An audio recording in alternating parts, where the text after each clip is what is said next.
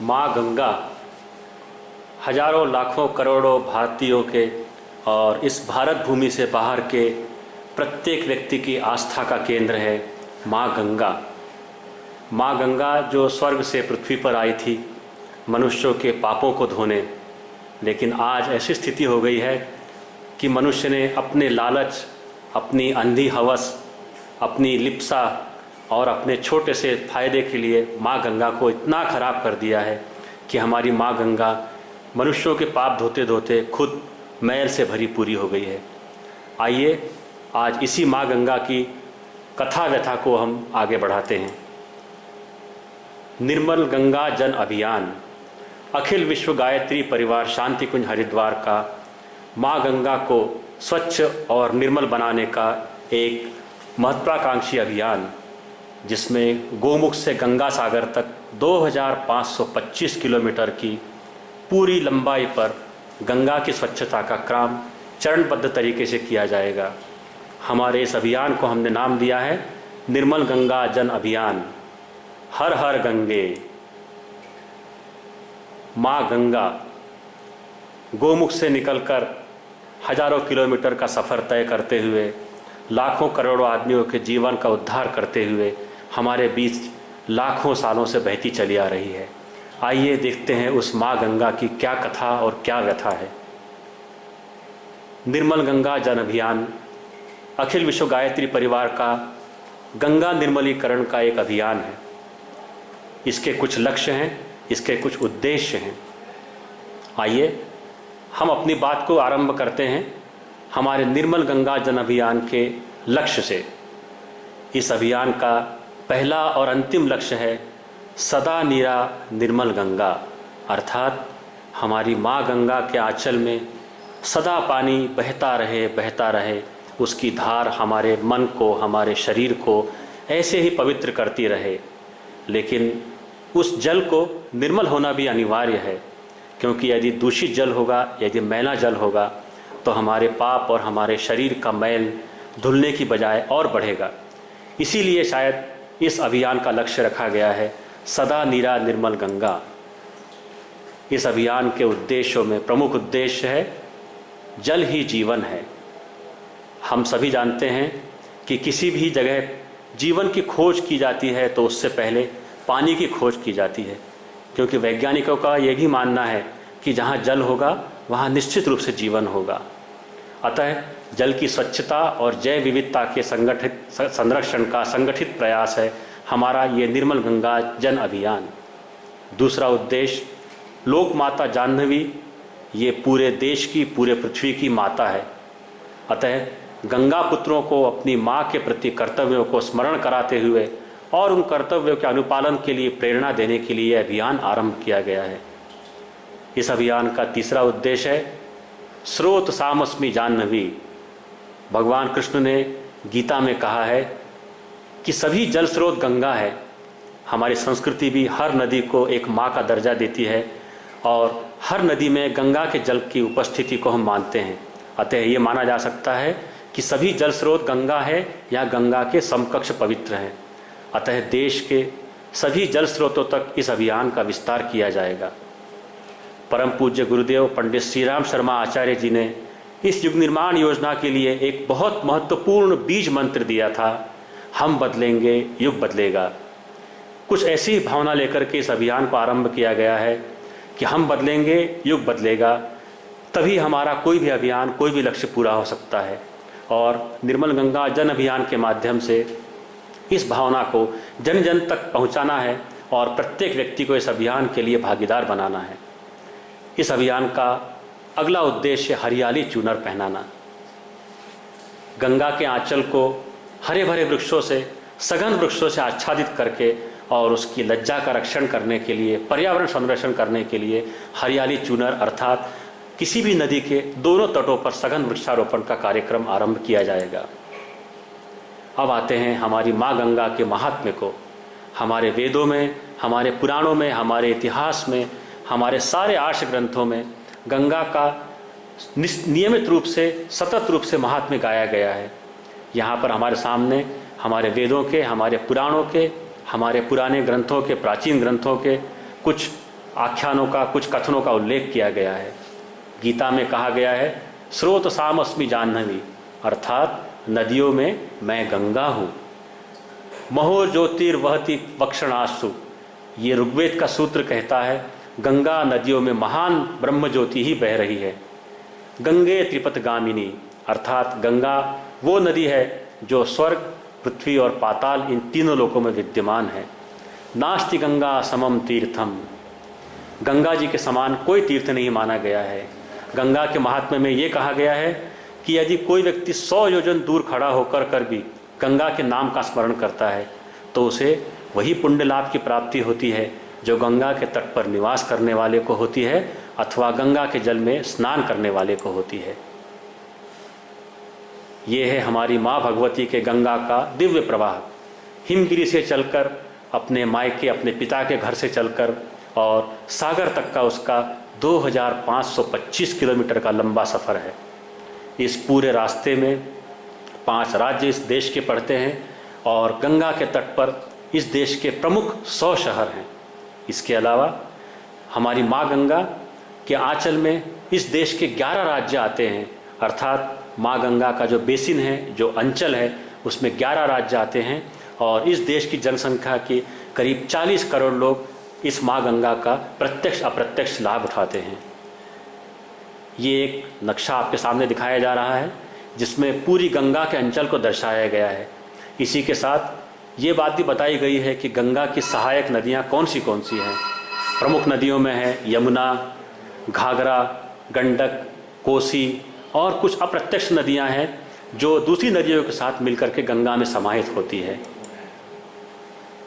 अब आपके सामने चित्र प्रस्तुत किया जा रहा है गंगा के प्रवाह में आने वाले कुछ प्रमुख नगर जो इस देश के उद्योगों के नगर हैं या अथवा कोई तीर्थ स्थान है।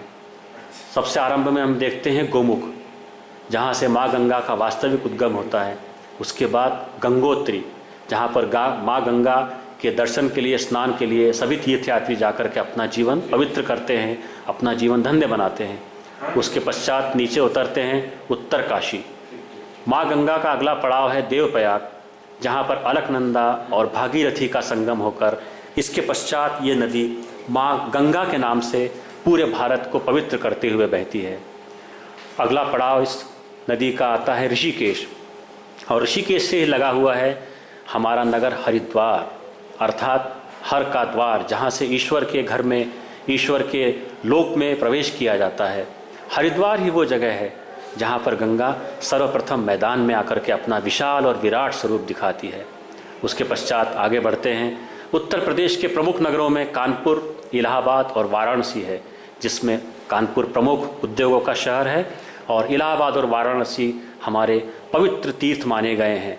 इलाहाबाद में गंगा से यमुना जी का संगम होता है और उस संगम पर स्नान करने के लिए लाखों करोड़ों यात्री प्रतिवर्ष इलाहाबाद पधारते हैं।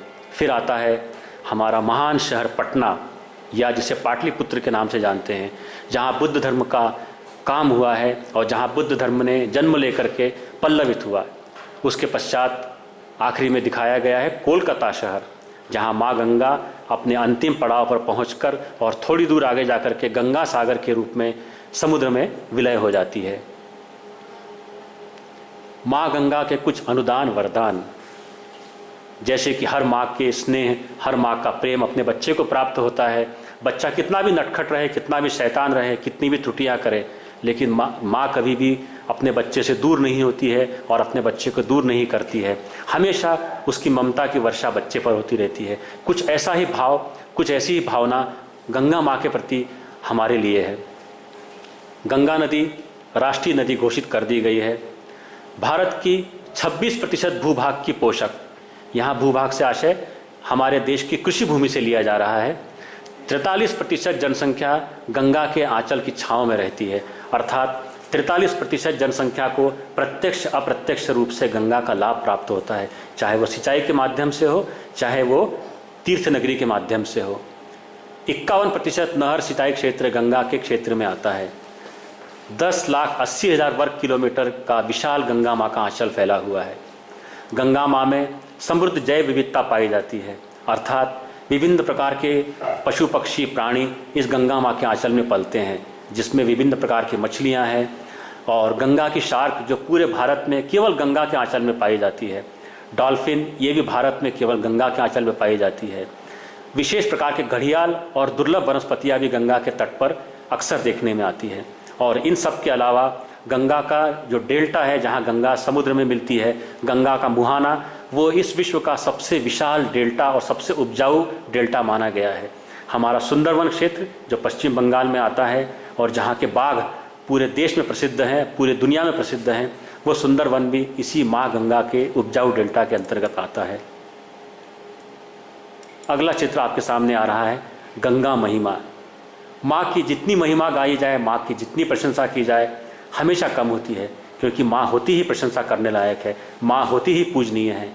कुछ इसी प्रकार के भाव यहाँ पर कवि ने व्यक्त किए हैं।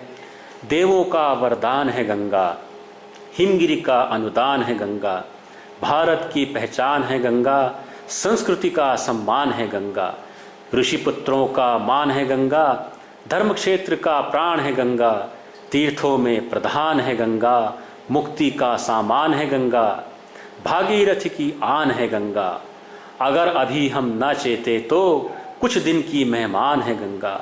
इन पंक्तियों में कवि ने माँ गंगा की महिमा का बखान किया है, वर्णन किया है, और अंत में हमको ये चेतावनी दी है कि अगर अभी भी हम नहीं चेते हैं, माँ गंगा का रक्षण संरक्षण नहीं किया गया, तो निश्चित मान करके चलिए कि जिस प्रकार से भागीरथ ऋषि लाखों वर्षों की तपस्या करके और मेहनत करके माँ गंगा को इस पृथ्वी पर लेकर के आए थे, हमारे लालच और हमारे अविवेकपूर्ण कृत्यों से ये गंगा इस पृथ्वी से विदा भी हो सकती है।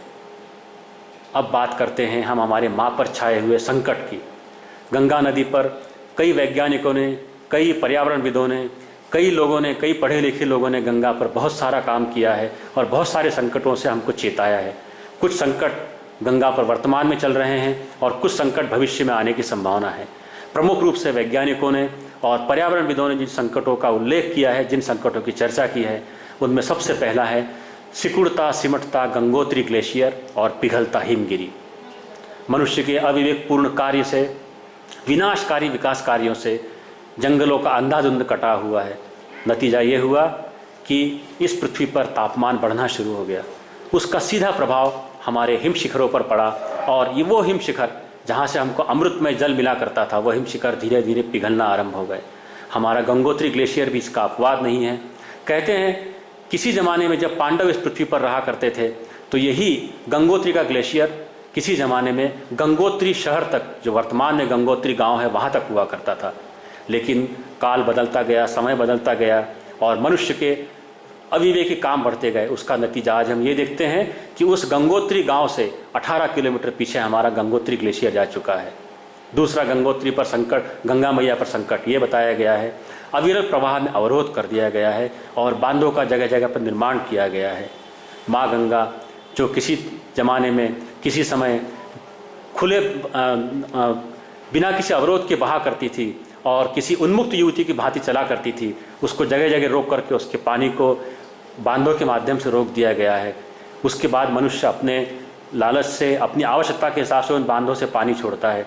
उसका सीधा सीधा प्रभाव हमारे सिंचाई तंत्र पर पड़ा है और इस गंगा की अविरलता पर उसका भी प्रभाव पड़ा है। तीसरा संकट अंधाधुंध वन कटाव, उत्खनन और न्यूनतम डिस्चार्ज न होना। जंगलों की कटाई के बारे में हम सब अच्छी तरह से जानते हैं। हर रोज़ 5000 हेक्टेयर वनों का कटाव हो रहा है इस पूरी पृथ्वी पर, लेकिन उसके बदले में कितने वृक्ष लगाए जा रहे हैं ये हम और आप बहुत अच्छे से जानते हैं। दूसरा संकट है गंगा के आंचल में अवैध उत्खनन। चट्टानें निकाली जा रही हैं, रेती का खनन किया जा रहा है। इसका नतीजा ये हो रहा है कि गंगा के दोनों तट कमज़ोर हो रहे हैं और गंगा का प्रवाह जब बरसात में या गर्मी के दिनों में बढ़ जाता है तो वो अपने कटाव, अपने बांध तोड़ करके और अक्सर वो गाँवों में चला जाता है। तीसरा संकट इसी श्रेणी में आता है न्यूनतम डिस्चार्ज का न होना। किसी भी नदी को, किसी भी सरिता को जिंदा रहने के लिए एक न्यूनतम पानी का डिस्चार्ज की आवश्यकता पड़ती है, अर्थात उस नदी में एक निश्चित मात्रा में पानी सदैव बहते रहना चाहिए। उसका सबसे बड़ा असर, सबसे बड़ा फ़ायदा ये होता है कि उस नदी में कभी भी गंदगी जमा नहीं होने पाती है। लेकिन हमारे बांधों के बनाने से उस नदी में, किसी भी नदी में, चाहे गंगा की बात करें, चाहे नर्मदा की बात करें, चाहे यमुना की बात करें, किसी भी नदी में आज जो प्राकृतिक प्रवाह होना चाहिए वो प्रवाह कहीं भी शेष नहीं बचा है। इसका एक दूसरा अप्रत्यक्ष परिणाम ये होता है कि नदी के प्रवाह से उसके जल में जो ऑक्सीजन मिलना चाहिए वो ऑक्सीजन नहीं घुल पाती है और उसकी वजह से पानी में सड़ांध पैदा होने लगती है और उस पानी के अंदर जो जल जीव रहते हैं, जो वनस्पतियाँ रहती है, उनका भी उतना विकास नहीं हो पाता है। अगला संकट है सूखती और प्रदूषित होती सहायक नदियाँ। जब मुख्य नदियों की ये स्थिति है तो उसके साथ जो छोटी मोटी नदियाँ मिलती है उनका भी कुछ वैसे ही हाल हो रहा है। बांध बनाए जा रहे हैं, जंगल काटे जा रहे हैं, उसका परिणाम ये हो रहा है कि जो मुख्य नदियों की सहायक नदियाँ हैं वो या तो सूखती जा रही हैं या अगर उनमें प्रवाह है भी तो वो प्रदूषित पानी का प्रवाह है और वो अपना प्रदूषण अपनी मुख्य नदियों में मिला देते हैं।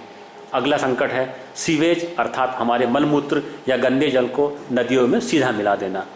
आज प्रवृत्ति ये हो गई है कि हम अपने घर का कचरा बजाय किसी ठीक जगह डाल करके उसका निष्पादन करने के हम ये सोचते हैं कि इसको नदी में बहा देते हैं, पानी अपने आप इसको बहा करके ले जाएगा। लेकिन ऐसा करना किसी भी तरीके से किसी के लिए भी हितकारी नहीं है, न मनुष्य के लिए न नदियों के लिए। नतीजा ये हो रहा है कि नदियों में प्रदूषण बढ़ रहा है, नदियों का पानी सड़ना शुरू हो गया है। इसी प्रकार से अगला प्रदूषण होता है औद्योगिक दूषित जहरीले जल को पानी में मिला दिया जाता है। उद्योगपति अपने उद्योगों से, अपनी फैक्ट्रियों से लाखों रुपए का लाभ कमाते हैं और अपने यहाँ से जो प्रदूषित पानी निकलता है, जो जहरीला पानी निकलता है, जिनमें रसायन मिले होते हैं, जिनमें रेडियो एक्टिव पदार्थ मिले होते हैं, वे सीधे निसंकोच नदी में मिला दिए जाते हैं। उसके अलावा एक और वर्तमान संकट जो दिख रहा है नदियों पर वो है उसके किनारे बसे हुए नगरों में अस्पतालों का रेडियो एक्टिव कचरा, जैसे कटे हुए अंग, सुइयाँ, एक्सपायर हुई दवाइयाँ, एक्सरे की फिल्म या और कोई रेडियो एक्टिव पदार्थ, ये सीधा कचरे के माध्यम से नदियों में डाल दिया जाता है। और आगे देखें जैव विविधता का नाश। जब नदियों का पानी हमारे पीने और हमारे स्नान के लायक नहीं बचा है तो भला वो मुक्त प्राणी कहाँ से बच पाएंगे, चाहे वो मछली हो, चाहे डॉल्फिन हो, चाहे मगरमच्छ हो। सारे अपने अपनी जातियों को छोड़ करके और विलुप्त होने के कगार पर आ गए हैं। अगला संकट है नदियों में मिलते हुए मानव के शव, मृत पशुओं के शव, अधजले शव, इनका प्रवाह नदियों में किया जाता है। उसके अलावा हमारी सांस्कृतिक मान्यताएं, हमारी परंपराएं ऐसी है कि नदी के किनारे किसी न किसी अवसर पर, किसी न किसी आयोजन पर मेले लगाए जाते हैं, पर्वों के स्नान होते हैं, चाहे वो संक्रांति हो, चाहे श्रावणी हो या कोई एकादशी हो। लाखों की संख्या में भीड़ जुटती है, लोग स्नान करते हैं और उसके बाद अपने छोड़ जाते हैं गंदे कपड़े, प्लास्टिक की पन्नियाँ, पॉलीथीन के टुकड़े और तेल की शीशियाँ और अपनी बीड़ी के टुकड़े, इस प्रकार से जो भी कचरा होता है सब नदी के आंचल में, नदी के तट पर छोड़कर चले जाते हैं। हमारी सांस्कृतिक परंपरा का एक और खतरा हमारी नदियों को आ रहा है, वो है मूर्तियों का विसर्जन। अक्सर हम लोग गणेश जी की मूर्तियाँ हमारे घर में स्थापित करते हैं, दुर्गा जी की मूर्तियाँ स्थापित करते हैं। उनका काम पूरा होने पर, उनके दिन पूरे होने पर विसर्जन के दिन हम उनको निसंकोच जल में विसर्जन कर देते हैं। इससे भी नदियों पर संकट मंडरा रहा है। तटों पर पॉलीथीन का प्रयोग, कपड़ों और वाहनों की निसंकोच धुलाई भी नदियों में प्रदूषण को बढ़ावा देती है। और उन सब के अलावा एक अप्रत्यक्ष खतरा और मंडरा रहा है, वो है तटों पर रासायनिक खेती। अर्थात हमारी खेती में उपज बढ़ाने के लिए हम रासायनिक खादों का प्रयोग करते हैं। जब वर्षा में पानी गिरता है या हम लोग खेतों को पानी देते हैं तो वो पानी धीरे धीरे बह करके अपने साथ उस खाद के जहरीले असर को लेकर के नदियों में मिल जाता है और इस प्रकार से हमारी नदियाँ गंदी होते जाती है। तो इन संकटों का नतीजा क्या निकलता है, हमारी गंगा मैली हो जाती है। ये एक और आपके सामने निवेदन किया जा रहा है, सभ्यता की जननी से असभ्य व्यवहार। ये हमारे विचारधारा का, ये हमारे मन मस्तिष्क का एक बहुत विचित्र पहलू है। कहा जाता है कि अक्सर जिनको हम सम्मान देते हैं उनका अपमान भी करते हैं, चाहे वो नदी हो, चाहे वो नारी हो। हम नारी को माँ कहते हैं, उसका अपमान करते हैं। हम नारी को बेटी कहते हैं, उसका अपमान करते हैं। बेटी और बेटे में भेदभाव करते हैं। हम अपनी बहू को लक्ष्मी कहते हैं लेकिन उसी बहू को दहेज के लिए जला देते हैं। कुछ ऐसा ही व्यवहार हम अपनी माँ के साथ भी कर रहे हैं, माँ अर्थात गंगा माता। वर्तमान संदर्भ में यह विचारणीय प्रश्न है कि ऐसी जीवनदायिनी नदी को हमने अपने स्वार्थ और अंधे विकास की खातिर मरणासन्न स्थिति में लाकर खड़ा कर दिया है। जिस देश में किसी ज़माने में अपना सत्य सिद्ध करने हेतु हाथ में गंगाजल लेकर सौगंध खाई जाती थी और ये माना जाता था कि जिसने हाथ में गंगाजल लेकर सौगंध ली है वो व्यक्ति कभी भी झूठ नहीं बोल सकता है। जिस देश में मरणासन्न व्यक्ति की अंतिम इच्छा ये रहती हो कि मेरे मुंह में तुलसी दल का एक पत्ता और 2 बूंद गंगाजल की पड़ जाए तो मेरी आत्मा मुक्त होकर के सीधे स्वर्ग को पहुंचेगी, और वो अपनी अंतिम इच्छा बताता था कि मेरा अंतिम संस्कार या तो गंगा के तट पर किया जाए या कम से कम मेरी अस्थियों को अंतिम स्थान गंगा के आंचल में मिले। ऐसी वात्सल्यमयी माता गंगा आज भी हमें अपने प्रवाह से आशीर्वाद देने के लिए हमारे द्वार से बिना किसी शिकायत के सतत बह रही है। माता तो अपना कर्तव्य निभा रही है, किंतु हम पुत्र उसके बदले में उसे क्या दे रहे हैं? जिस नदी को हमें आदर और सम्मान देना चाहिए था, उसमें हम अपने नगर का मैला, उद्योगों का कचरा, नालों का पानी और जले अधजले शव इत्यादि निसंकोच बहा देते हैं, मानो वो एक नदी नहीं बल्कि एक कूड़ादान है। सभ्यता की जननी से यह असभ्य व्यवहार अब असहनीय हो गया है। इसी भावना से आहत होकर अखिल विश्व गायत्री परिवार ने एक देशव्यापी अभियान आरंभ किया है, जिसका नाम है निर्मल गंगा जन अभियान। अब आइए देखते हैं प्रदूषण किस प्रकार से हो सकते हैं, माँ गंगा को किस प्रकार से हम लोग कितने प्रकार से कष्ट पहुंचा रहे हैं।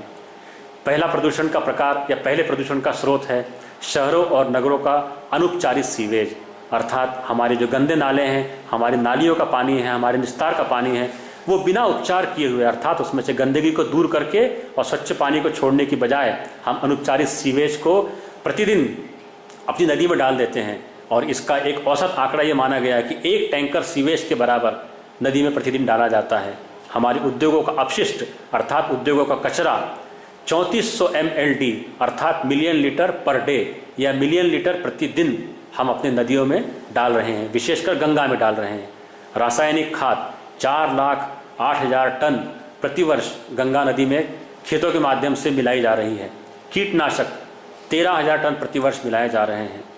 और आगे देखते हैं खतरनाक कचरा, पहले चर्चा की थी हमने, रेडियो एक्टिव दवाएं, मानव के कटे हुए अंग, खून से सनी हुई पट्टियाँ, इस प्रकार का जो खतरनाक कचरा है जो प्रत्यक्ष रूप से मानव जीवन के लिए और स्वास्थ्य के लिए हानिकारक है, वो 1,000 टन हम नदी में मिला देते हैं। फ्लाई ऐश 4,25,000 टन प्रतिवर्ष मिलाई जाती है। कचरा, ठोस कचरा 80,000 टन प्रतिवर्ष गंगा नदी में डाला जाता है। प्लास्टिक 20,000 टन प्रतिवर्ष। इसमें शहरी गंदे नालों से लगभग 70% एवं उद्योगों से 30% प्रदूषण होता है। आइए देखते हैं माँ गंगा की एक व्यथा। भारत उन चंद भाग्यशाली देशों में से एक है जहां दुनिया की सबसे पुरानी मानव सभ्यताओं का विकास हुआ, और इसकी वजह है भारत की भूमि पर बिछा नदियों का जाल। गंगा, यमुना, कृष्णा, कावेरी जैसी नदियां हिंदुस्तान के लिए कुदरत की अनमोल सौगात हैं। लेकिन जब हमारी टीम ने देश की प्रमुख नदियों को करीब से देखा तो एक खौफनाक दृश्य नजर आया। सुजलाम सुफलाम कहे जाने वाले देश की ये नदियां आज गंदगी का कूड़ेदान बन गई हैं। कई दशकों से कारखानों से निकलने वाले केमिकल, तेल और अन्य जहरीले पदार्थ भारी मात्रा में नदियों में बहा दिए जाते हैं,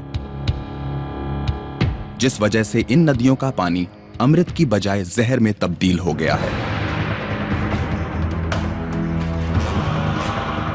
भारत के सीवर सिस्टम का तो लक्ष्य ही नदियां हैं। सीवर लाइन नाले में और नाले नदियों में जा गिरते हैं। एक तरफ लोग नदी के किनारे कपड़े धोते हैं, अस्थियां बहाते हैं, कर्मकांड के लिए हजारों चीजें फेंकते हैं।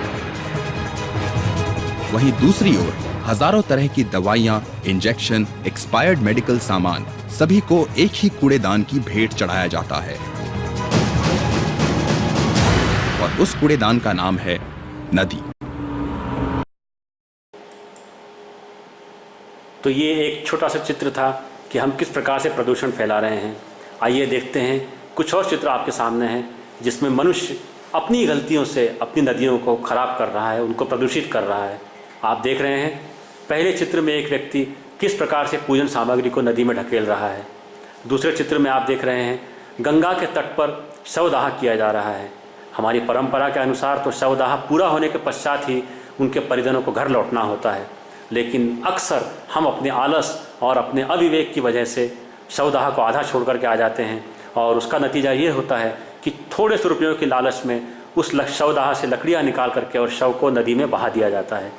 तीसरे चित्र में आप देख रहे हैं किस प्रकार से लोग उसी नदी में कपड़े धो रहे हैं और उसी नदी में स्नान कर रहे हैं। आइए कुछ और चित्र देखते हैं। पहले चित्र में आप देख रहे होंगे ये हमारी श्रद्धा के प्रतीक हैं। ये वो फूल हैं जो हमने कभी अपने देवताओं के माथे पर चढ़ाए होंगे, देवता की पूजा की होगी, उसकी आराधना की होगी, उसका नमन वंदन किया होगा। लेकिन वही फूल जो कभी देवता के सिर पर चढ़े थे आज लोगों के पैर और गंदे पानी में पर कर सर रहे हैं। और देखिए एक व्यक्ति किस प्रकार से अपने ठोस कचरे को पानी में मिला रहा है। अंतिम चित्र में आप देख रहे होंगे कि एक व्यक्ति नाव में ले जा करके कचरे को 20 धार में पानी में डाल रहा है। आइए अब देखते हैं हमारी माँ गंगा पर कौन से संकट मंडराते हैं। सबसे पहला, गंगा का दम घुट रहा है। जैसा कि हमने पहले भी चर्चा की है, गंगा को जगह जगह बांध बना करके रोक दिया गया है। उसके निरंतर सतत प्रवाह को अटखेलियाँ करते हुए जो निर्झर उसका प्रवाह था उसको बांध बनाकर रोक दिया गया है। माना कि हमारे विकास की आवश्यकता है कि हमको विकास के लिए उद्योगों की स्थापना करनी पड़ेगी और उद्योगों को चलाने के लिए और बढ़ती हुई जनसंख्या की आवश्यकता की पूर्ति करने के लिए विद्युत की आवश्यकता पड़ती है। लेकिन क्या ऐसा नहीं हो सकता है कि इन बांधों को हम बजाय अंधाधुंध बनाने के विवेकपूर्ण तरीके से बनाया जाए? ये गंगा माँ भी हमारी कुछ ऐसा ही संदेश हमको दे रही है कि मेरे प्रवाह को तुमने बांधों में रोक दिया है, सुरंगों में डालकर जब मर्जी आती है तब पानी को छोड़ देते हो, जब मर्जी आती है तब पानी को रोक देते हो। इस प्रकार से गंगा के निर्मल प्रवाह को, अविरल प्रवाह को हमने बांध दिया है, रोक दिया है, तोड़ दिया है। दूसरा संकट है, गंगा भूखी है। जैसा कि चर्चा की थी, जब किसी नदी के प्रवाह को रोक दिया जाता है और उसमें जो न्यूनतम पानी की आवश्यकता होती है वह आवश्यकता पूरी नहीं होती है, तो उस पानी में सूर्य के प्रकाश से मिलने वाले आवश्यक तत्व और ऑक्सीजन हवा का घुलन मिश्रण पूरी तरह से नहीं हो पाता है।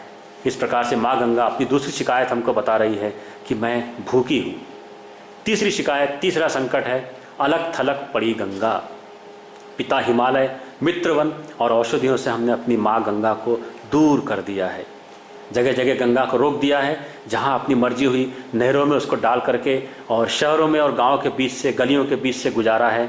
चाहे उसको अच्छा वातावरण मिले अथवा न मिले, उसको पोषण मिले अथवा न मिले, उसको आदर मिले अथवा न मिले। तो इस प्रकार से गंगा माँ अपनी पीड़ा, अपनी व्यथा बता रही है कि अपने पिता हिमालय से दूर, अपने मित्र वनों और अपनी वनौषधियों से दूर होकर के अकेली अलग थलग बह रही है। अगला संकट है, विवश है गंगा। सच है, माँ गंगा अपने मुंह से कुछ कह नहीं पाती है, हमारा विरोध नहीं कर पा रही है, क्योंकि आखिरकार वह हमारी माँ है। जैसा बेटे चाहते हैं वैसा माँ करती है, भले ही उसके लिए माँ को कष्ट क्यों न उठाना पड़े। कुछ ऐसी ही दशा हमने गंगा जी की कर दी गई है। उसके प्रवाह को जहाँ मनमर्जी हुई मोड़ दिया, जहाँ मनमर्जी हुई रोक दिया, जहाँ इच्छा हुई वहाँ प्रवाह बना दिया, जहाँ इच्छा हुई वहाँ पर प्रवाह को रोक दिया। अगला संकट है, गंदगी उड़ेली जा रही है गंगा में। जिस प्रकार से हम किसी को इंजेक्शन लगाते हैं, कुछ ऐसी ही बात हम इस माँ गंगा के साथ भी कर रहे हैं। उसकी इच्छा न होते हुए, उसके न चाहते हुए भी हम अपने घर का, अपने उद्योगों का कचरा जबरदस्ती माँ गंगा के आंचल में, माँ गंगा के कंठ में डाल रहे हैं। और अंतिम संकट है, अतिक्रमण कर लिया है गंगा पर। हमको भवन बनाना होता है, हमको होटल बनाना होता है, हमको पर्यटन से लाभ कमाने के लिए नए नए रिजॉर्ट बनाने होते हैं, नए नए आश्रम बनाने होते हैं। हम उस गंगा के भूमि पर अतिक्रमण करते हैं, वहाँ अपना गोदाम बनाते हैं, वहाँ अपना भवन बनाते हैं, वहाँ अपना होटल बनाते हैं। और ये भवन बनाने के लिए रेत और गिट्टी और पत्थर भी हम उस माँ गंगा के आंचल से लेते हैं। तो इस प्रकार से हमने देखा कि हमने माँ गंगा पर अतिक्रमण कर लिया है। हम सब इस तथ्य से अच्छी तरह से परिचित हैं कि अभी जून 2013 में जो केदारनाथ में संकट आया था, जो बाढ़ आई थी, उसमें माँ गंगा ने अपने बच्चों को चेतावनी दे दी थी कि तुमने मेरे आंचल में अतिक्रमण किया है। एक वक्त ऐसा आएगा जब माँ को क्रोध आएगा तो माँ आपका कान उमेटने से नहीं चूकेगी। और कुछ ऐसा ही कान हमारा जून 2013 में माँ गंगा ने उमेटा है। वक्त है, समय है कि अभी भी हम लोग चेत जाएं। अगर अभी भी नहीं चेते हैं तो फिर माँ गंगा हो सकता है हमको इससे कड़ा दंड दे। अब प्रश्न ये उठता है कि इतनी समस्याओं का आखिर क्या समाधान हो सकता है। माँ गंगा के संकटों को हमने देख लिया, माँ गंगा पर जो संकट आए हैं उसके कारणों को देख लिया। अब प्रश्न ये उठता है कि इन संकटों को दूर करने के लिए, माँ गंगा का निर्मल प्रवाह बनाने के लिए आखिर क्या समाधान हो। आइए देखते हैं। इसका सबसे उचित और सबसे उपयुक्त समाधान है अखिल विश्व गायत्री परिवार का निर्मल गंगा जन अभियान, जिसका वाक्य है, जिसका उद्देश्य है गंगा को उसकी सनातन गरिमा प्रदान करने का एक और भागीरथी प्रयास। एक वो महर्षि भागीरथी थे जिन्होंने अपने 60,000 पूर्वजों के उद्धार के लिए इस गंगा को पृथ्वी पर आने के लिए प्रार्थना की, निमंत्रण दिया, आमंत्रण दिया, तपस्या की। और अपने पूर्वजों के उद्धार के बाद में उन्होंने माँ गंगा से निवेदन किया कि तुम इस पृथ्वी के मनुष्यों का उद्धार करने के लिए युगों युगों तक इस पृथ्वी पर बहते रहो। लेकिन आज उसी गंगा के अविरल प्रवाह को, उसी गंगा के निर्मल प्रवाह को हमने दूषित कर दिया है, रोक दिया है। अब आवश्यकता आन पड़ी है कि हम लोग फिर से उसी भागीरथी का रूप धारण कर लें, और जो काम उस युग में महर्षि भागीरथी ने किया था, आज समय की मांग है, समय की पुकार है कि हम उसी भागीरथी का रूप धारण करके उन्हीं के कामों को पूरा करें और गंगा को एक बार फिर से उसकी सनातन गरिमा को वापस लौटाएं। हमारे निर्मल गंगा अभियान के 5 प्रयास हैं और उन 5 प्रयासों के 5 सुपरिणाम हैं। पहला प्रयास जल शुद्धि, अर्थात इस नदी के जल को, माँ गंगा के जल को, माँ भागीरथी के जल को निर्मल बनाना। निर्मल बनाने से क्या होगा? उस नदी का जल निर्मल हो जाएगा और फिर से वैसा ही पवित्र हो जाएगा, फिर से वैसा ही औषधि युक्त हो जाएगा जैसे प्राचीन काल में हुआ करता था। इसी अभियान का दूसरा प्रयास है तट शुद्धि। केवल जल शुद्धि से ही काम नहीं बनने वाला है, क्योंकि यदि तटों पर गंदगी रहेगी तो वो गंदगी कालांतर में लोगों के उपयोग करने से, व्यवहार करने से वो गंदगी फिर नदी में समाहित हो सकती है। इसलिए इस हमारे अभियान का दूसरा प्रयास है तटों की शुद्धि। जल की शुद्धि करने के साथ साथ उसके किनारे पर भी शुद्धि का काम करना है। उसका परिणाम ये निकलेगा कि माँ गंगा के या किसी भी नदी के हरे भरे स्वच्छ तट हो जाएंगे। निर्मल गंगा जन अभियान का तीसरा प्रयास है तटीय ग्राम शुद्धि। तटों की शुद्धि करने के बाद उसके किनारे पर जितने भी ग्राम बसे हैं उनकी भी शुद्धि करना आवश्यक है, क्योंकि हमने अपने अभी पहले के चित्रों में देखा था कि हमारे नगरों का, हमारे गाँवों का कचरा और गंदा पानी बह करके इन नदियों में शामिल हो जाता है और नदियों का प्रदूषण फैलाता है। इसलिए अभियान में ये भी आवश्यकता महसूस की गई कि तटीय ग्रामों की भी शुद्धि की जाए। ग्रामों की शुद्धि करने का परिणाम ये निकलेगा कि हमारे जितने भी ग्राम उन तटों पर हैं वो सारे आदर्श ग्राम के रूप में और एक तीर्थ के रूप में विकसित हो जाएंगे। चौथा इसका प्रयास है सच्चा तीर्थ सेवन। हम अपनी नदी को, उसके तटों को और तटों पर बसे हुए ग्रामों को इतना शुद्ध और इतना पवित्र कर दें कि किसी भी ग्राम में, किसी भी तट पे आप जाएंगे तो आपको लगेगा हमने इस ग्राम में आकर के, इस तीर्थ में आकर के अच्छा काम किया है। उस तीर्थ में आपको पवित्रता का अनुभव होगा, उस तीर्थ में आपको सात्विकता का अनुभव होगा। तो उसका परिणाम निकलेगा तीर्थ गरिमा की रक्षा। आप गंगा के तट पर अथवा किसी भी नदी के तट पर बसे हुए किसी भी तीर्थ को देख लीजिए। आज हम जाते हैं, वहाँ पर पूरी तरह से व्यावसायिकता का बोलबाला है। आप कहीं भी जाएंगे, आपके सामने लोग रसीद लेकर खड़े हो जाएंगे, पंडे आपको हाथ पकड़ पकड़ कर खींचते हैं, तरह तरह की पूजा करवाने का प्रलोभन देते हैं। उसका परिणाम क्या हुआ है? हमारे तीर्थयात्रियों के मन से श्रद्धा और आस्था कम होती जा रही है। अब हमारे तीर्थ स्थल भी पर्यटन स्थल में परिवर्तित हो गए हैं। तो हमको हमारे तटीय ग्रामों को इस प्रकार से विकसित करना है, इस प्रकार से पवित्र करना है कि वहाँ आने वाले हर तीर्थयात्री को लगे कि नहीं, मुझे यहाँ आकर निश्चित ही पुण्य की प्राप्ति होगी। और अंतिम प्रयास है दूषित जल स्रोत प्रबंधन। दूषित जल स्रोत प्रबंधन के अंतर्गत गंगा की जितनी भी सहायक नदियां हैं उन पर भी स्वच्छता का काम नियमित रूप से किया जाना है। इसके साथ साथ किया जाना है ताकि गंगा की स्वच्छता तो होती रहे, लेकिन उसमें मिलने वाली नदियों का पानी भी उतना ही निर्मल, उतना ही शुद्ध रहे, ताकि हमारी गंगा की निर्मलता, पवित्रता सदैव बनी रहे। आइए अब हम देखते हैं हमारे इस निर्मल गंगा जन अभियान के 5 चरण। यह अभियान मूलतः गंगा की निर्मलता को वापस करने हेतु, पुनर्स्थापित करने हेतु अभियान को लक्षित किया गया है और यह अभियान 5 चरणों में बांटा गया है। प्रथम चरण सर्वेक्षण का है। सर्वेक्षण में गोमुख से लेकर गंगा सागर तक अखिल विश्व गायत्री परिवार के हजारों परिजनों ने जमीन जमीन, पैदल पैदल, गांव गांव, तट तट चल करके विस्तृत सर्वेक्षण किया है। इस सर्वेक्षण में हमने 20 बिंदु रखे थे, जिसमें हमारे अभियान से संबंधित विभिन्न प्रकार के आंकड़ों की जानकारी ली गई और वे आंकड़े एकत्र किए गए। ये सर्वेक्षण हमने इसलिए करवाया था कि इस सर्वेक्षण के माध्यम से उन तटों पर बसे हुए गांवों की हमको भौगोलिक जानकारी मिलती, ऐतिहासिक जानकारी मिलती, वहाँ पर कितने प्रकार के संगठन, कितने प्रकार की संस्थाएं गंगा के लिए काम कर रही हैं, उसके किनारे कितने प्रकार के मठ हैं, मंदिर हैं, नगर हैं, उद्योग हैं। ये सारे आंकड़े हमने सर्वेक्षण में एकत्र किए हैं। सर्वेक्षण का प्रथम चरण हमारा मार्च 2013 से आरंभ हो, अप्रैल 2013 से आरंभ होकर जून 2013 में समाप्त हो चुका है। सर्वेक्षण के आंकड़े हमारे पास में आ चुके हैं। इस अभियान का दूसरा चरण है तटीय नगरों और ग्रामों में गंगा संवाद, अर्थात गंगा की व्यथा कथा के आयोजन। इस द्वितीय चरण को इसका सबसे महत्वपूर्ण चरण माना गया है। ये इस पूरे अभियान की नींव मानी जा सकती है।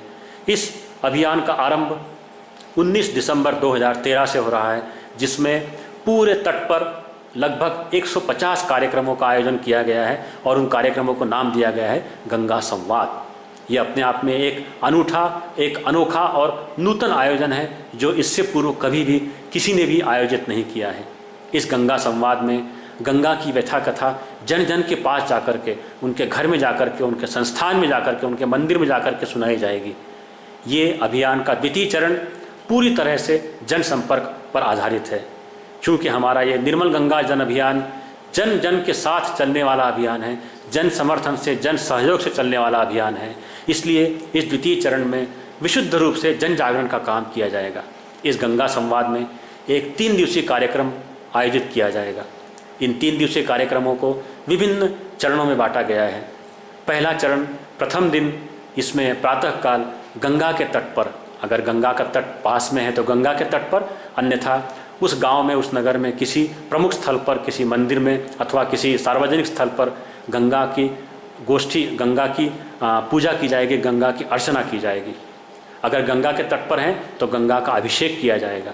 उसके पश्चात गंगा स्रोत का पाठ किया जाएगा और गंगा आरती से गंगा की पूजा की जाएगी और सबसे अंत में सूर्य को अर्घ्य दिया जाएगा और उस परमपिता परमेश्वर, उस प्रभाकर से, उस दिवाकर से, उस ऊर्जा और जीवन देने वाले सूर्य से प्रार्थना की जाएगी कि हे प्रभु, हम जिस लक्ष्य को, जिस पवित्र काम को लेकर के चल रहे हैं, उस लक्ष्य तक हमको पहुंचा दे। हमारे इस आयोजन को, हमारे इस पवित्र अभियान को अपने परिणाम तक पहुंचा दे। उसके पश्चात दिन में हमारे जो भी टोली के परिजन उस कार्यक्रम में गांव में गए हैं, नगर में गए हैं, वे लगभग 5.5 घंटे सघन जनसंपर्क का काम करेंगे। द्वार द्वार जाएंगे, गली गली जाएंगे, हर संस्था में जाएंगे, हर विद्यालय में जाएंगे, हर मंदिर में जाएंगे, नेताओं से मिलेंगे, राजनीतिक लोगों से मिलेंगे, प्रशासनिक अधिकारियों से मिलेंगे। सबसे हमारा केवल एक ही निवेदन रहेगा, हमको हमारी माँ गंगा को पवित्र करना है। हमको हमारे द्वार से गंगा को पवित्र और निर्मल आगे बढ़ाना है। पीछे वाला देखेगा, लेकिन हम इस चीज़ का संकल्प ले सकते हैं कि मेरे द्वार से, मेरे दरवाजे से माँ गंगा का प्रवाह अगर जाएगा तो वो निर्मल होगा। उसके पश्चात इस कार्यक्रम का तीसरा चरण या तीसरा भाग सायंकाल को होगा, जिसमें सायंकाल 6 बजे से लेकर 8:30 बजे तक गंगा की कथा और गंगा की व्यथा का आयोजन किया गया है। प्रथम दिन गंगा की कथा अर्थात पौराणिक कथा, ऐतिहासिक कथा और गंगा का महात्म्य बताया जाएगा और द्वितीय दिन माँ गंगा की जो व्यथा, जो आपके सामने अभी हम निवेदन कर रहे हैं, इस व्यथा को जन जन तक पहुँचाया जाएगा। माँ गंगा को हमने क्या पीड़ा दी है, माँ गंगा को हमने क्या कष्ट दिए हैं, ये हर व्यक्ति के मन तक, हर व्यक्ति के मस्तिष्क तक पहुँचाया जाएगा। और तृतीय दिन एक वीडियो फिल्म के माध्यम से और छोटे छोटे प्रेजेंटेशन के माध्यम से गंगा के प्रदूषण और गंगा स्वच्छता के बारे में बताया जाएगा। और इस प्रकार से हमारे इस कार्यक्रम का अंतिम आयोजन होगा विशाल दीप यज्ञ, जिसमें प्रत्येक परिजन से, प्रत्येक नगर निवासी, प्रत्येक ग्रामवासी से ये संकल्प कराया जाएगा कि हम गंगा को स्वच्छ रखने के लिए अपने स्तर पर हर संभव प्रयास करेंगे। उसी आयोजन में इस गंगा के स्वच्छता के कार्यक्रम को सतत रूप से जारी रखने के लिए गंगा सेवक मंडलों का भी निर्माण किया जाएगा। इन गंगा सेवक मंडल में वे भावनाशील लोग रहेंगे, वे विचारशील लोग रहेंगे जो इस बात को मानते हैं कि माँ गंगा को हमने मैला किया है तो माँ गंगा हमारे प्रयासों ही स्वच्छ होगी। तो इस प्रकार से गंगा सेवक मंडलों का वहाँ पर गठन किया जाएगा। उसमें जो भी सदस्य होंगे उनको उनके कर्तव्यों के बारे में, उनकी जिम्मेदारियों के बारे में पूरी जानकारी दी जाएगी और उसके पश्चात इस कार्यक्रम को संपन्न करके टोली अगले आयोजन स्थल की ओर निकल जाएगी। इस प्रकार से लगभग 45 दिन, 50 दिन का यह आयोजन रहेगा, जो कि लगभग 23 से 24 फरवरी 2014 को समाप्त होगा। उसके पश्चात हम चलते हैं निर्मल गंगा जन अभियान के तृतीय चरण में, जो कि होगा गंगा अमृत कुंभ जन जागरण यात्राएं।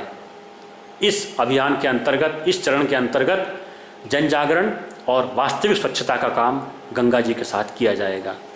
द्वितीय चरण में जो जन जागरण का काम किया गया था, उन्हीं हमारे जागे हुए, उन्हीं हमारे विवेकशील लोगों की मदद से और भी जो संगठन, जो संस्थाएं हमारे साथ आकर के काम करना चाहती हैं, हमको सहयोग देना चाहती है, उनके सहयोग से, उनकी मदद से गंगा के आंचल में उतर के गंगा की भौतिक स्वच्छता की जाएगी।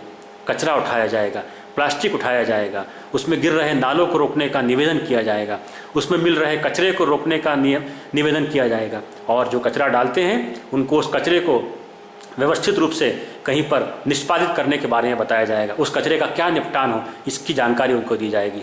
और इसके साथ साथ गंगा माँ के दोनों किनारों पर उसको हरी चूनर उड़ाई जाएगी, अर्थात सघन वृक्षारोपण किया जाएगा। इस हेतु पद यात्रा भी की जाएगी। पर्चे, बैनर, फिल्म और गोष्ठी संवाद इनके माध्यम से विशाल जन जागरण किया जाएगा और वृक्षारोपण का काम संपन्न किया जाएगा। अभियान के चतुर्थ चरण में चलते हैं, सहयोग आंदोलन। तृतीय चरण में स्वच्छता का काम पूर्ण होने के पश्चात सहयोग आंदोलन का हमारा यह चरण चालू होगा, जिसमें नियम कानून पालन करने के लिए जनता को जागरूक किया जाएगा और उनके सहयोग से जागरण का कार्यक्रम किया जाएगा। कोई संस्था, कोई फैक्ट्री, कोई नगर निगम या कोई संस्था अगर उसको नहीं पालन करती है तो उसके लिए हम कानून का सहारा ले सकते हैं, प्रशासन की मदद ले सकते हैं। इस प्रकार से हमारे सरकार के, हमारे राष्ट्र के, हमारे देश के, प्रदेश के नियमों का पालन करने के साथ साथ हम इस अपने अभियान को आगे बढ़ाएंगे।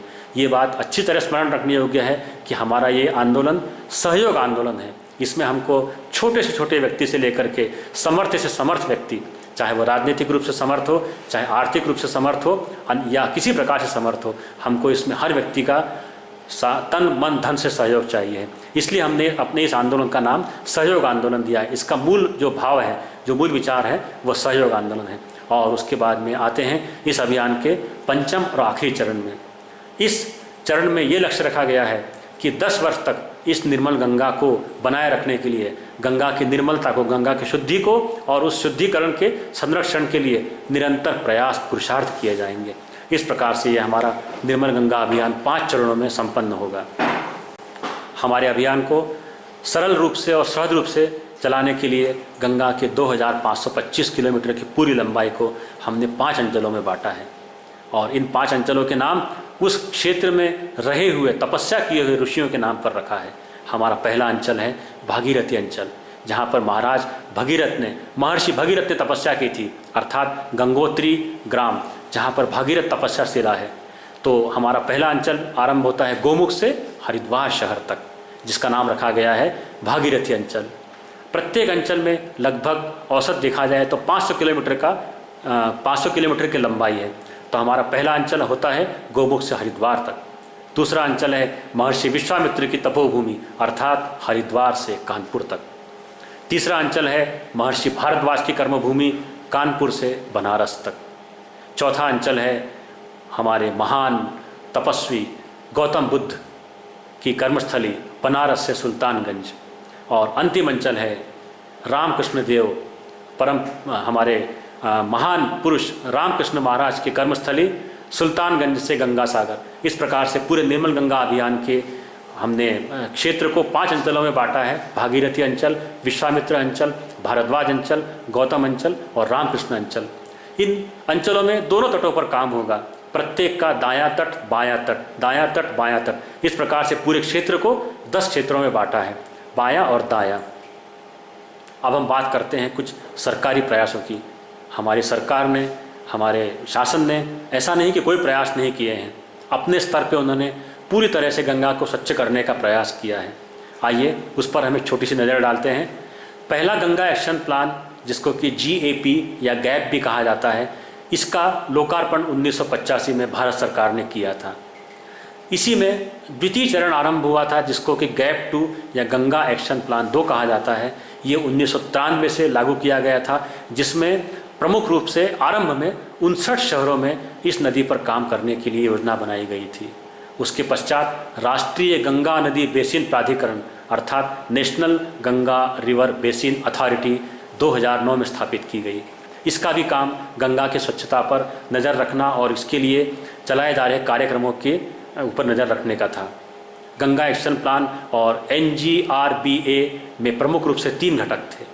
घरेलू सीवेज का अवरोधन, अर्थात जो गंदा पानी, जो प्रदूषित जल नदी में सीधा मिल रहा है, उसको रोकना, रोक करके उसको मोड़ना और मोड़ करके उसका उपचार करना, अर्थात उसमें से गंदगी को दूर करके और उस पानी को जो उपचारित है उसको औद्योगिक उपयोग के लिए दिया जा सकता है या धुलाई पुछाई के लिए दिया जा सकता है अथवा खेती में सिंचाई के रूप में उपयोग किया जा सकता है।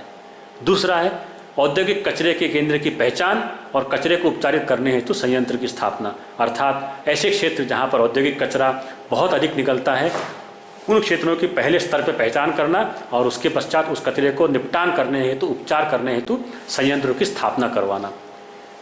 हमने जो पूर्व में चर्चा की है गंगा एक्शन प्लान के बारे में, इसमें कुछ आपके सामने आंकड़े प्रस्तुत किए जा रहे हैं कि कितना उसमें अनुमान लगाया गया था और कितना रुपया व्यय हुआ है। गंगा एक्शन प्लान में ये राशि आती है 462 करोड़ और व्यय 433 करोड़। गंगा एक्शन प्लान 2 में 2386 करोड़ रुपए का परिव्यय था और 919 करोड़ रुपया व्यय हुआ है। राष्ट्रीय नदी संरक्षण योजना, ये भी नदियों की स्वच्छता के लिए एक योजना बनाई गई है जिसमें परिव्यय जोड़ा गया था 2318 करोड़ और जिसमें से 958 करोड़ रुपया व्यय हुआ है। तो इस प्रकार से कुल देखते हैं कि हमारी सरकार ने अब तक के जितने भी प्रयास किए हैं उनमें कुल 5166 करोड़ रुपए जैसी विशाल धनराशि का अनुमान लगाया है, जिसमें से 2310 करोड़ रुपया वास्तविक व्यय अभी तक के हो चुका है।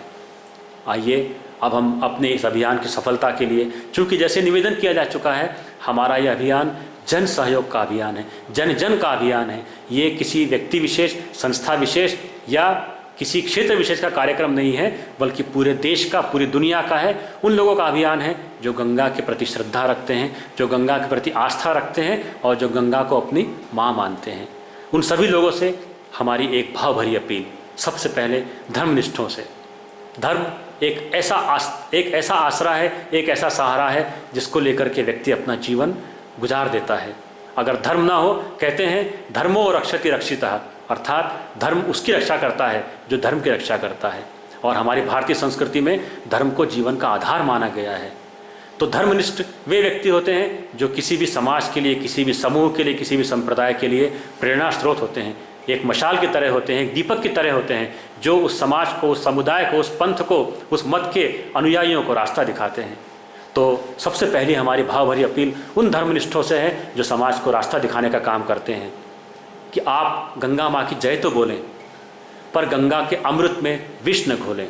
अर्थात आपके जो भी मठ हैं, मंदिर है, आश्रम हैं या आपके निवास हैं, उनमें आप गंगा की पूजा तो करें, लेकिन कचरा मत डालें, उसमें प्रदूषण न करें, कचरा डालकर माँ का अपमान न करें। भला सोचिए, ऐसा कौन सा बेटा होगा जो अपना माँ का सम्मान करने के लिए माँ के सिर पर कचरा फेंकता होगा? नहीं फेंकते हैं। जब हम अपनी सगी माँ के सिर पर कचरा नहीं फेंकते हैं, हमारी इस मायावी सांसारिक माँ के सिर पर कचरा नहीं फेंकते, उसका अपमान नहीं करते हैं, तो भला माँ गंगा का अपमान हम क्यों करें? अन्य परंपराओं में फंसकर जघन्य अपराध न करें। ऐसी परंपराएं जिनका आधार हमको पता नहीं है, केवल हम इसलिए मान रहे हैं कि प्राचीन काल से ये चली आ रही हैं, ऐसी परंपराओं में फंसकर हम ऐसा कोई गलत काम न करें जिसमें हमारी माँ का कहीं भी अपमान या उसकी अवमानना होती हो। अपने आश्रम, अपने मठ, अपने मंदिर, अपने निवास, अपने होटल के आगे कभी भी गंगा को मैली न करें। जैसा आपसे निवेदन किया गया है कि अगर हर व्यक्ति संकल्प कर लेगा कि मेरे दरवाजे से गंगा माँ का प्रवाह निर्मल जाएगा, स्वच्छ जाएगा, तो ये गंगा अपने आप स्वच्छ हो जाएगी। दूसरी अपील समाजनिष्ठों से, अर्थात समाज के उन आधार स्तंभों से जो समाज पर एक प्रभाव रखते हैं और जिनकी बात समाज का एक बहुत बड़ा वर्ग मानता है। उनसे हमारी अपील है, समाज में जन जन को नदियों के प्रति सजग बनाएं। हमारा यह अभियान अभी गंगा की सेवा के लिए है, गंगा की शुद्धि के लिए है, लेकिन हमारी अपील सारी नदियों के लिए है, क्योंकि मैंने कहा था कि सारी नदियों को हमारी संस्कृति में गंगा के सदृश माना गया है, गंगा के समान माना गया है। तो नदियों के प्रति सजग बनाएं, जन जागरण का अभियान चलाएं। हमारे अभियान में हमने जन जागरण को प्रमुख आधार इसीलिए बनाया है कि जब तक व्यक्ति के मन में, व्यक्ति के मस्तिष्क में, व्यक्ति के विचार में ये नहीं आएगा कि मुझे नदी में कचरा नहीं डालना है, तब तक के कोई भी अभियान अपने लक्ष्य में पूरा नहीं हो सकता है, सफल नहीं हो सकता है। इसलिए लोगों का, हमारे मनोमस्तिष्क को स्वच्छ करना है, उनके मन में ये विचार बैठाना है कि हम गंगा में या किसी भी नदी में कचरा नहीं फेंकेंगे। प्रतिमाओं के विसर्जन को रोकें। प्रतिमाओं के विसर्जन के लिए एक गड्ढा बनाया जा सकता है, एक टैंक बनाया जा सकता है जिसमें प्रतिमाओं का विसर्जन कर दिया जाए और उसके पश्चात जब वो प्रतिमाएं घुल जाती हैं तो उसकी मिट्टी को निकाल करके खेतों में, बगीचों में डाला जा सकता है। आपके अपने संगठन के सेवाभावी सदस्यों को मिला करके एक गंगा सेवक मंडल का गठन अवश्य करें, क्योंकि माँ गंगा की स्वच्छता का काम 1 महीने, 1 वर्ष या 10 वर्ष का नहीं है। ये तब तक के चलना है जब तक हमारी सांस चलेगी, क्योंकि अगर नदी है तो मनुष्य है, नदी है तो संस्कृति है। और असंस्कृति अपसंस्कृति को लेकर के कोई भी मनुष्य विकास नहीं कर सकता है। इसलिए इन नदियों की स्वच्छता के काम को सतत रूप से चलाए जाने के लिए गंगा सेवक मंडल के गठन की आवश्यकता बहुत ज़्यादा है। अगली अपील है हमारी व्यवसायियों से। व्यवसायी प्राकृतिक संसाधनों का दोहन करके लाखों करोड़ों रुपए का लाभ कमाते हैं, लेकिन उन प्राकृतिक संसाधनों के प्रति उनके मन में कोई करुणा, कोई श्रद्धा, कोई भावना या कोई विचार नहीं होता है। ज़मीन पर फैक्ट्री खड़ी करते हैं, उसके लिए जंगल काटे जाते हैं, पहाड़ तोड़े जाते हैं, नदियों का पानी लेते हैं, वायुमंडल से हवा लेते हैं, सूर्य का प्रकाश लेते हैं, लेकिन उसके बदले में वो प्रकृति को एक पैसे के बराबर लाभ वापस नहीं करते हैं। इसलिए व्यवसायियों का भी उतना ही महत्वपूर्ण काम है इस अभियान में। तो व्यवसायियों से हमारी अपील है, जीरो डिस्चार्ज का पालन करें। अर्थात हमारे सरकार ने जीरो डिस्चार्ज या शून्य गंदगी फैलाने के लिए नियम बनाए हुए हैं। किसी भी उद्योग को जब तक ये प्रमाण पत्र नहीं मिलता है काम करने की अनुमति नहीं दी जा सकती है। उसमें स्पष्ट रूप से लिखा होता है कि आपकी फैक्ट्री का जो भी कचरा है, चाहे जल के रूप में हो, चाहे गैस के रूप में हो, चाहे पानी के रूप में हो, चाहे ठोस कचरे के रूप में हो, उसको आपको उपचारित किए बिना नदी में या तालाब में नहीं बहाना है। ये जीरो डिस्चार्ज कहलाता है। तो इस शर्त का, इस नियम का पालन करने के लिए उनसे हमारी भावभरी अपील है। उसके बाद में जैसा मैंने निवेदन किया कि आप प्रकृति से, उस ज़मीन से, उस नदी से, उस वायुमंडल से, उस वातावरण से लाखों रुपए का लाभ कमाते हैं। आपकी जिम्मेदारी बन जाती है कि अपनी आमदनी का एक अंश नियमित रूप से प्रकृति के लिए लगाएं, इस अभियान में लगाएं और नदियों को जीवन दें। क्योंकि जैसा कहा गया है कि अगर नदी रहेगी तो मनुष्य रहेगा, इसलिए नदियों को भी जीवन वापस देना आवश्यक है। अधिकार नहीं, माँ के प्रति कर्तव्य निभाएं। अधिकार और कर्तव्य हमारे जीवन में साथ साथ चलते हैं। जहाँ हमारे कर्तव्य समाप्त होते हैं वहाँ दूसरे का अधिकार आरंभ होता है। अगर हम अपने कर्तव्य को सही ढंग से निभाएंगे तो अगले वाले को अधिकार आसानी से मिल जाएंगे। इसलिए प्रकृति पर हम केवल अधिकार भर नहीं जताएं, नदी पर केवल अपना अधिकार नहीं जताएं कि ये तो भगवान का दिया हुआ उपहार है, निःशुल्क उपहार है, इसलिए हम उसका अंधाधुंध दोहन करें। ऐसा नहीं है। उस नदी के प्रति, उस प्रकृति के प्रति हमारा कर्तव्य भी है। इसलिए नदी को स्वच्छ रखना भी हमारे कर्तव्यों में से एक है। और अशुद्ध पानी गंगा में बिल्कुल नहीं मिलाएं। नदियों की निर्मलता का प्रमाण आपके सामने प्रस्तुत है। कई सारे विदेशी देशी यात्रियों ने हमारे ग्रंथों में, हमने पहले भी देखा, गंगा का महात्म्य हमारे प्राचीन ग्रंथों में, पुराणों में और वेदों में लिखा गया है। कुछ विदेशी यात्री जो प्राचीन काल में इस देश में आए थे, उन्होंने भी अपने यात्रा वृत्तांतों में वर्णन किया है। इसी में एक था फाहियान, जो चीन से चलकर हमारे देश में आया था, भारत की संस्कृति से आकर्षित होकर के। उसने लिखा है कि भारत की नदियों में दूध बहता था। यहाँ पर वर्तमान संदर्भ में अगर हम देखें तो कोई हो सकता है कि अविश्वास प्रकट करे कि साहब दूध कैसे बह सकता है इतने लंबे किलोमीटर। चलिए मान लेते हैं, लेकिन हम ये तो मान सकते हैं कि नदियों में इतना पौष्टिक और इतना सुपाच्य और इतना उपयोगी जल बहता था कि जो दूध के बराबर गुण रखा करता था, दूध के बराबर उपयोगी था, उसमें दूध के बराबर विशेषताएँ थी। तो शायद हमको ये फाहियान का कथन सही लग सकता है। यह कथन भारतीय नदियों के निर्मल और पुष्टिदायक स्वरूप का प्रमाण है। परंतु विगत वर्षों में हमने इन सरिताओं को दूध तो क्या, जल बांधने लायक भी नहीं छोड़ा है। आजकल हमारी सारी नदियाँ मलमूत्र की वाहिनी बनी हुई हैं, हमारे डस्टबिन बनी हुई, कचरा डालने का एक ठिकाना बनी हुई है। समझदारों की उस नासमझी पर सचमुच बहुत हैरानी होती है। आइए अब कुछ आह्वान आपके लिए, सोचें, समझें और उचित करें। क्या न करने योग्य ऐसे कौन से काम हैं जिनको हम अगर न करें तो हमारी नदियाँ अपने आप स्वच्छ हो जाएंगी, अपने आप निर्मल हो जाएंगी। घर की कचरा युक्त पूजन सामग्री और देवताओं के बासी फूल गंगा में न डालें। तट पर पॉलीथीन का प्रयोग बिल्कुल न करें। घाट पर नहाने एवं कपड़े धोने का साबुन कभी भी उपयोग न करें। गुटके और शैम्पू के पाउच नदी में अथवा किनारे पर न फेंकें, बल्कि वहाँ रखे हुए किसी डस्टबिन में ही डालें। तटों और घाटों पर मलमूत्र का त्याग बिल्कुल न करें। प्लास्टर ऑफ पेरिस की बनी और जहरीले रासायनिक रंगों से रंगी प्रतिमाओं का विसर्जन गंगा में न करें।